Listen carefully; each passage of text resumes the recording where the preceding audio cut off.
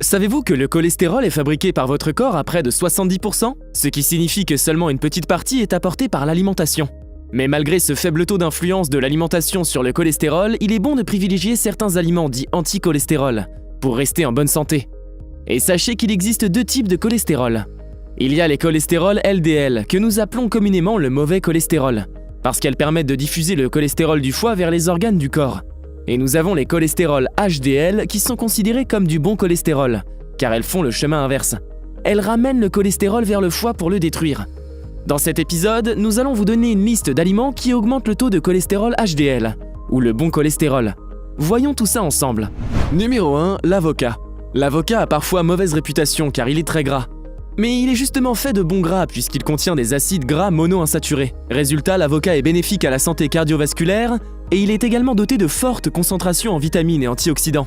L'avocat renferme également une grande quantité de phytostérols, des composés végétaux qui contribueraient efficacement à la réduction du cholestérol. Numéro 2, la grenade. La grenade est un fruit tropical rafraîchissant, délicieux et désaltérant. En consommer peut aussi contribuer à faire baisser votre mauvais cholestérol. Il est possible de la manger comme dessert, mais aussi dans une salade sucrée-salée ou bien en jus de fruits frais. Soyez vigilants et vérifiez que le jus de grenade ne contient aucun sucre ajouté ou conservateur. Pour un bienfait optimal, pressez votre jus à la maison et consommez-le dans la demi-heure, pour profiter au maximum de ses vitamines. Numéro 3, l'avoine. L'avoine et ses dérivés comme le son n'ont plus à prouver leur valeur nutritive et leurs bienfaits sur la santé. Sans surprise, l'avoine aide aussi à lutter contre le mauvais cholestérol, car il contient des fibres solubles appelées bêta-glucanes. Ce type de fibre emprisonne le cholestérol et l'entraîne dans le processus de digestion. Il est facile à intégrer à votre alimentation. Consommez-le au petit déjeuner en tant que céréale accompagnée de lait, ou sous forme de tartine avec le pain d'avoine.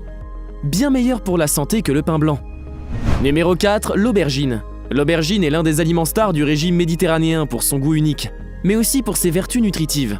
Ce légume présente aussi d'intéressantes propriétés pour lutter contre le cholestérol. Des études ont montré qu'elle pouvait limiter l'augmentation des lipides sanguins après un repas riche en graisses saturées. Cette action est attribuée à la pectine, une substance qui va en quelque sorte capter le cholestérol lors de son passage dans le tube digestif. Consommez l'aubergine en salade ou cuite à la vapeur, simplement rincée à l'eau et avec sa peau. Numéro 5, la pomme.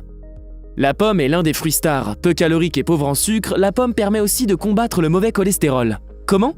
Tout comme pour l'aubergine, les pectines que contiennent la pomme absorbent le cholestérol et les autres graisses, pour les empêcher d'entrer dans le corps et les vaisseaux sanguins.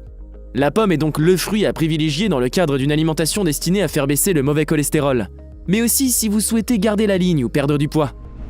Numéro 6, la cannelle. La cannelle est une épice un peu magique dont on découvre et vante les qualités tous les jours.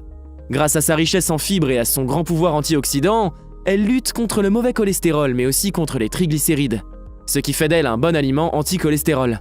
La cannelle se marie particulièrement bien au dessert comme la compote de pommes maison ou les salades de fruits, mais elle trouve aussi sa place dans les salades sucrées-salées. Numéro 7, le cacao. Qui a dit que la gourmandise était un vilain défaut ? Il est tout à fait possible de se faire plaisir même dans le cadre d'une alimentation anti-cholestérol. Le cacao permet de faire baisser le taux de mauvais cholestérol tout en augmentant le bon, grâce au polyphénol qu'il contient. Consommé en poudre maigre ou en tablette, il faut s'assurer que votre chocolat contient au moins 70% de cacao, et le consommer avec modération. Numéro 8, les amandes. Les amandes, un peu comme l'avocat, sont parfois victimes de leur image de fruits secs trop caloriques. Pourtant, les amandes ne contiennent aucun sucre et sont constituées de bons gras. C'est leur contenance élevée en fibres qui leur permet de lutter contre le mauvais cholestérol. Les fibres captent le cholestérol et l'empêchent de passer dans le tube digestif. Votre corps l'évacue ainsi directement sans l'avoir stocké via les selles. Numéro 9, l'artichaut. L'artichaut est un légume trop peu consommé, qui a pourtant de grandes vertus, dont celle de lutter contre le mauvais cholestérol. C'est dans ses feuilles et dans son cœur que l'on trouve des fibres probiotiques. Ces dernières aident au bon maintien des bactéries dans notre flore digestive. Et c'est l'une de ces bactéries qui nous intéresse, car elle a le pouvoir de transformer le cholestérol en une autre forme, que le corps peut éliminer immédiatement. Numéro 10, l'huile d'olive. L'huile d'olive, comme l'aubergine, est l'un des ingrédients phares de l'alimentation méditerranéenne, mais aussi du régime cétogène, dont nous avons déjà parlé sur la chaîne. L'huile d'olive est l'un des meilleurs gras monoinsaturés, qui aide à faire baisser le mauvais cholestérol.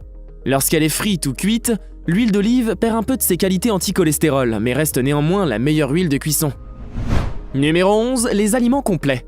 Adopter une routine alimentaire anti-cholestérol ne veut pas pour autant dire renoncer au plaisir de la table, mais plutôt adapter de nouveaux réflexes.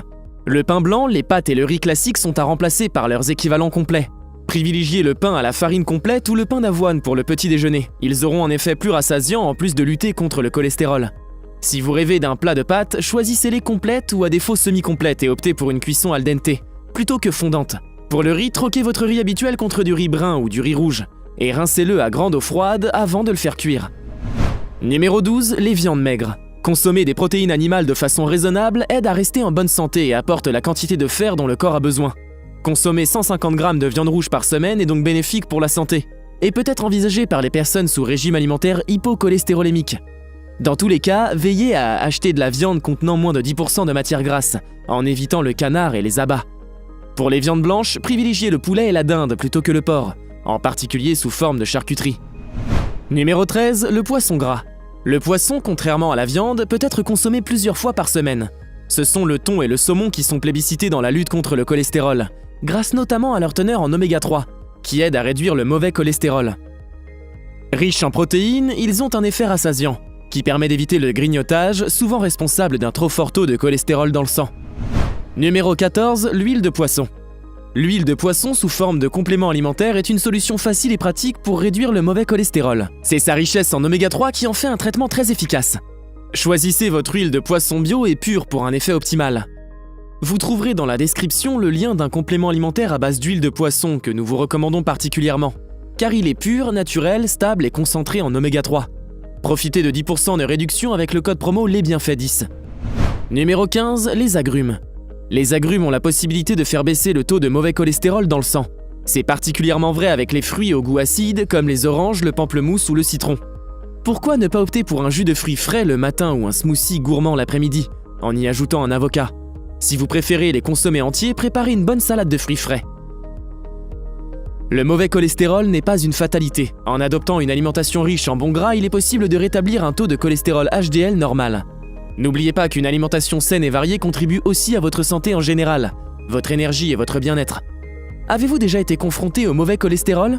Si oui, comment l'avez-vous fait baisser? Dites-nous tout en commentaire. Merci pour votre fidélité, et on se retrouve dans quelques jours pour une vidéo sur la vitamine D. À quoi elle sert et où la retrouver dans les aliments. À bientôt!